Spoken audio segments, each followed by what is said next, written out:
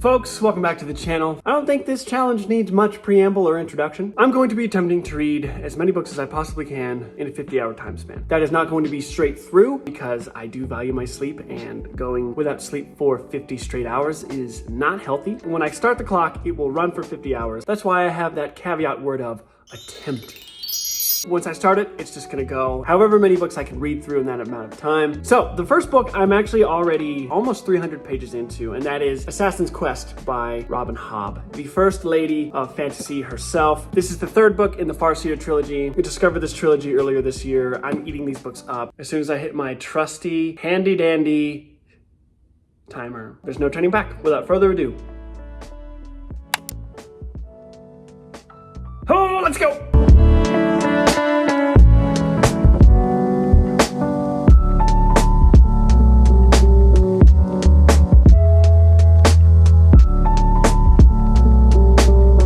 Over 50 hours, what? Over 50 hours?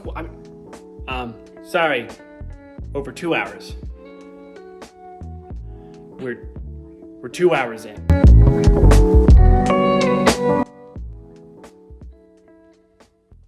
Ooh, look at that. Only 3 hours in.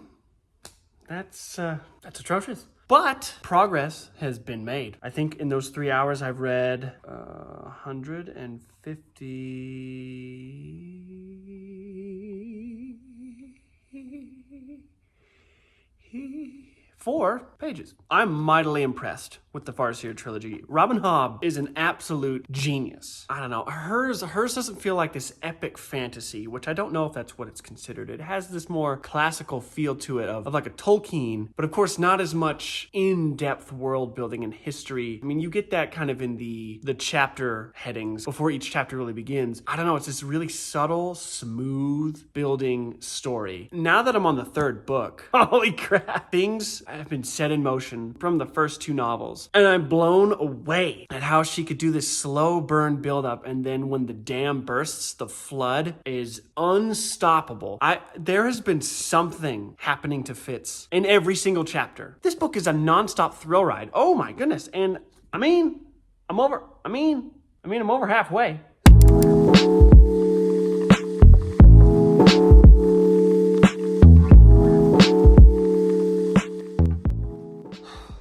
Hello. It's obviously been some time. I got back from hanging out. Tyler, if you're watching this, what's up, bro? I've been reading for the past 3 hours, and I'm on chapter 27 on page 580. I read almost 300 pages today, and I have less than 300 pages to go. I think this book is like 850 something pages. The challenge requires of me that I read as many books as I possibly can in a 50-hour time span. So I definitely am probably going to force myself to stay up. Oh my gosh, this video idea has been something that I've wanted to do forever. Ever since I saw the queen of booktube herself, Haley, attempt 50 hours. I was very much inspired by that video. But enough rambling about this challenge. This book is incredible. Definitely so far my favorite Farseer book. Even though the pace feels a little bit slow in this one, there's still so much happening. I think one of the things that really makes this interesting is the magic. And I'm not necessarily a magic fan, which is kind of funny because I love fantasy, but I don't really want magical fantasy. So I guess I'm just looking for historical fiction at that point. Anywho, but I love the way that she has set up her magic. There's really only two sides to the magic in her world. On one side, there's something called the skill. The skill is something that can help you like telepathically speak to people, draw strength from them, steal strength from them, torture them, cause them pain. It could do a host of things. And then there's something called the wit or beast magic, and that allows you to speak to animals, bond with animals, become one with an animal companion. Well, of course, we're getting a lot of that with Fitz. Fitz kind of can do both. He's not adept at either. He's not good at the wit, and he's not good at the skill. He has so many problems. She's a master at dialogue, so every conversation holds my attention. These books are so good. I don't know why I put off reading Robin Hobb for so long. Yeah, so, yep, that's the progress. Time is a-wasting. There's dragons. There's dragons! Ow! That makes this world 10 times more interesting than it already was.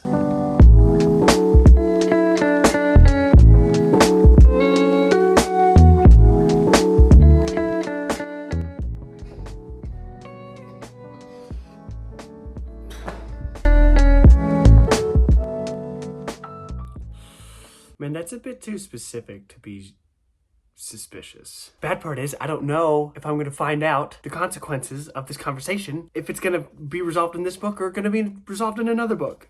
Ah.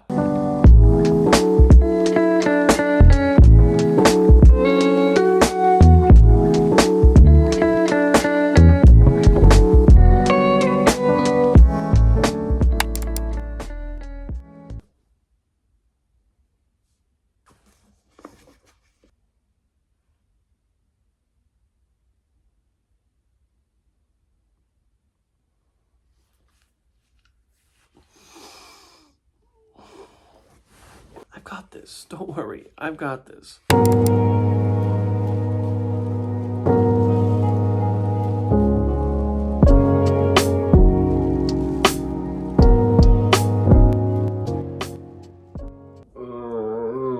This book is so stressful. I haven't read a book this stressful in so long. Why is it so heartbreaking? When I first started this book, there were some things that were said between two characters at the beginning that kind of made me think, wait, if there's a plot line developing, and it's a certain plot line, I don't want that to happen. I would end up hating one of my favorite characters if this happened. And I was so concerned that I was going to pan out this way that I actually looked it up online.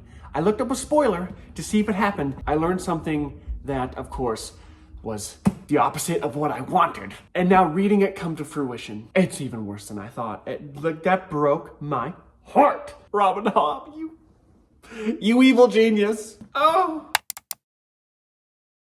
What a book. What a book, I tell you. Yeah, that's 5 stars. That is a 5-star book. I can't deny it, and I won't deny it. Holy shat. I know for this challenge, I should probably attempt to read smaller books. Currently, I have a book that I've been reading since June, on and off, and I just want to finish it. I want to finish it and get it done, and that is Insomnia by Stephen King. I started reading this around the time I started Atlas Shrugged. This was kind of my nighttime going to bed book. Once I finished a bunch of big, beefier projects, I started just reading it more avidly. I kind of soft DNF'd it because I just wasn't in the mood for it at the time. The thing is, I enjoy the main character. I enjoy what's going on with his struggle with insomnia. Okay, the man can't sleep. And of course, the weird, creepy stuff that's happening around that, because he is in Derry, and it has like crazy, insane direct ties to the Dark Tower, which is why I'm also very interested to keep going. I'm on page 248. But yeah, so second book is going to be Stephen King.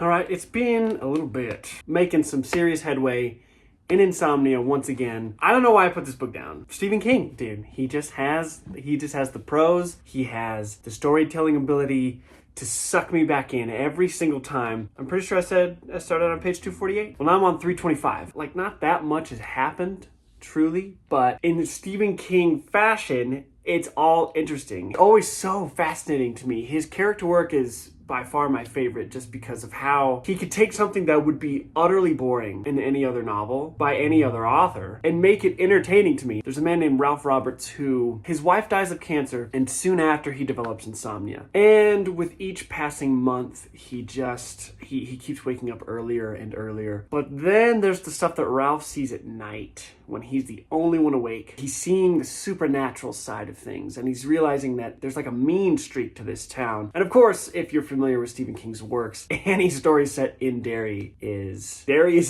it's a mean place. There's a lot of crazy shat that happens in Derry, and this is no exception.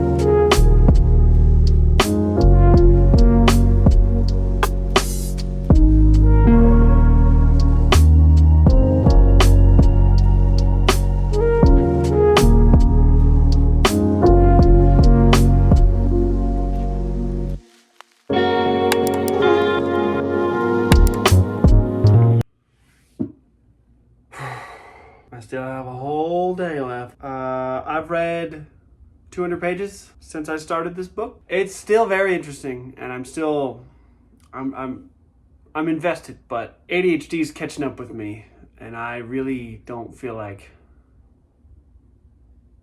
reading for another 22 hours or whatever the frickin', if my math is mathing. Still a very interesting book. Kind of like with all of Stephen King's novels. It has that feeling that if it was written by any other author, I wouldn't care. I would find myself not caring at all. It's still really good. I'm just burned out. And I think at the rate that I'm going, I have almost 300 pages left. It's like 330 pages left. I could definitely do that by late this evening.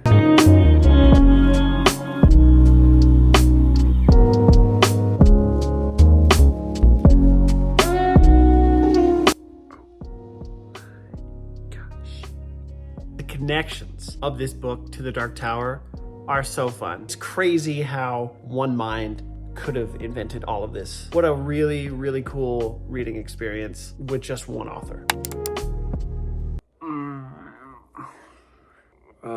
Hi. It's been a minute since...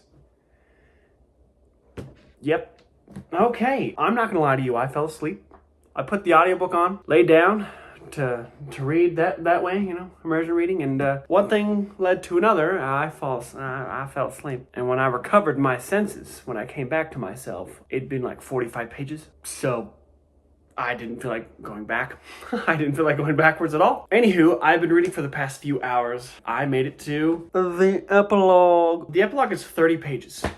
Actually, it's bigger than that, is it not? Yeah, it's like 35, 6, 7.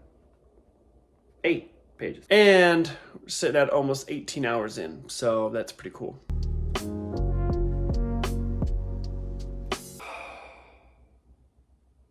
Woo. Finished it a little after 18 hours left. I'm done. This is the sloggiest Stephen King book that I've made it through. I enjoyed it, but there were elements to it that I thought were subpar with what Stephen King has written in the past. It was good for what it was, but it's the book that I had the most trouble with reading. I don't know why this book is labeled horror, because it really, I don't know. This was more like a mystery thriller, a really long mystery thriller. Aspects of the book felt cartoony, felt almost caricaturish. I really don't know. Probably my least favorite Stephen King novel so far. We're gonna sit at like a 3.5. Now, the dilemma I face, 17 hours, 15 minutes left. I've had the itch to reread some of my favorite books. Like, I keep looking at The First Law by Joe Abercrombie, and I kind of want to reread those books. So do I maybe reread something? This is terrible that I'm this far into this challenge and I don't know what I want to read next. I'll be right back.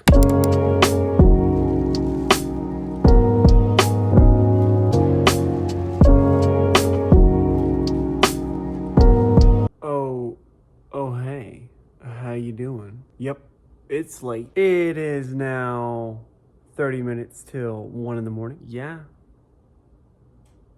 Freaking better believe it. I'm on page 140. Doing good. I really don't know how people do challenges past 24 hours. I've only seen a handful of 48-hour challenges. And of course, I've only seen the 150-hour attempt. This book is good.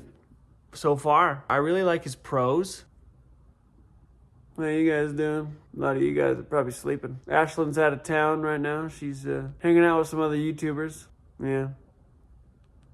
Meshach's asleep somewhere. If you hear some wind or whatever, it's because I got the AC on. Got a blanket. I'm all cozied up. The timer is over there. I keep it over there so it doesn't distract me. Yeah, that's a video I found on YouTube. I typed in 50-hour timer, and it's the first thing that came up. Back to it.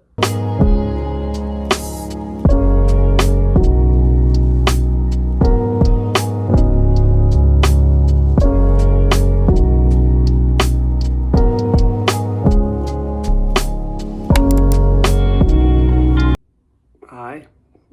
If I look like I'm dead, it's because I'm dead. I did stay up through the night. I did not record it because, well, I don't know. I was trying just so hard to focus. Let me get my thoughts straight, guys. Let me try to turn on the YouTube light switch. Okay.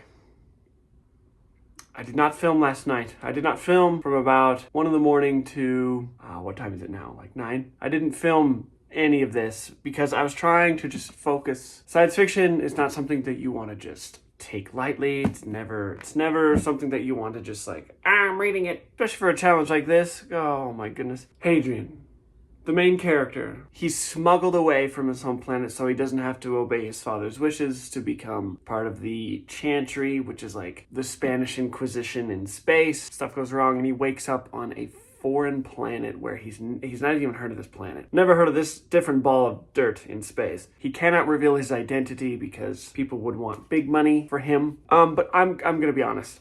I cannot remember how he became a gladiator. I cannot remember really anything once he woke up on the other planet. I don't want to backtrack for the video, but I don't want to keep going because I'm kind of confused right now. Your brain after so long starts to just fuddle with details and your eyes start to burn and blur. And I found myself at 3 in the morning just kind of like,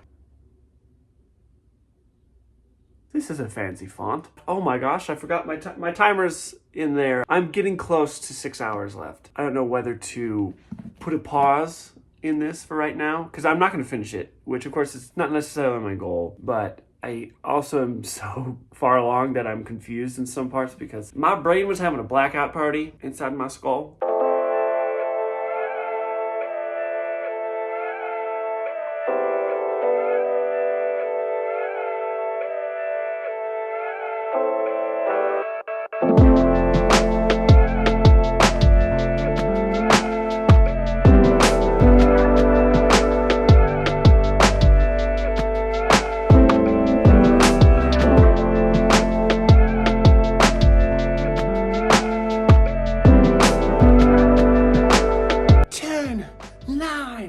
Eight, 7, 6, 5, 4, 3, 2, 1. Get the fetch out of here.